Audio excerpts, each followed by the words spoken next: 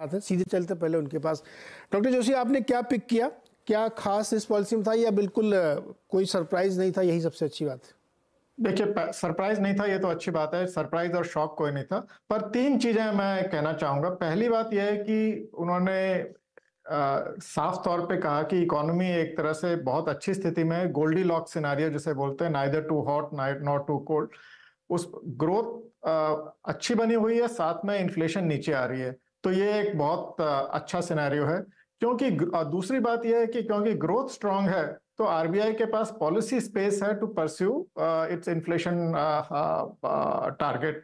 तो वो अभी, इसका मतलब ये है कि अभी वो कोई उनको, they are not in a hurry to cut rates. I think that's what I would read out of it.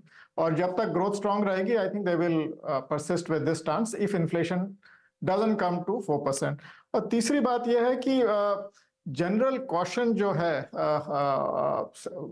बाहर के सेंट्रल बैंक्स में भी देखा है, हमारे आरबीआई में भी देखा है। तो आरबीआई अभी फिलहाल, ये हमारा मानना यह था कि जून में रेट कट होगा, पर हो सकता है कि वो थोड़ा उसको डिले भी कर दे।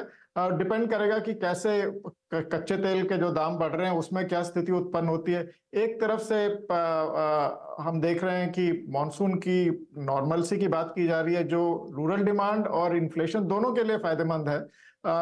साथ साथ कच्चे तेल के दाम अगर 90 से ऊपर जाके टिक जाते हैं, तो वो एक तरह से इकोनॉमी के लिए, इन्फ्लेशन के लिए, फिस्कल डेफिसिट के लिए, ग्रोथ के लिए, सभी के लिए वो एक एडवर्स फैक्टर होता है। तो उसको मॉनिटर करने की आवश्यकता है। तो overall policy on expected lines, और आरबीआई ने क्लियरली इंडिकेट किया है कि वो फर्मली 4% इन्फ्लेशन टारगेट को परस्यू कर रहे हैं।